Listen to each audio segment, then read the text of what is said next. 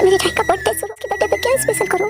बेटी का birthday special तो बनाना है। Happy birthday. वाह क्या बात जश्न मनाया जा रहा है यहाँ मेरी जगह कोई बात नहीं अभी कोई क्या बात है।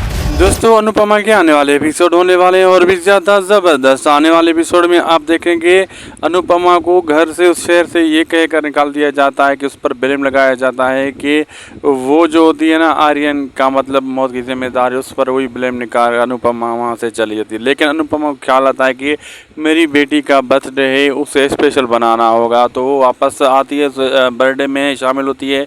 तो ये बर्थडे प्रेम और राही का बर्थडे होता है, सारे मना रहे होते हैं, सेलिब्रेट कर रहे होते हैं।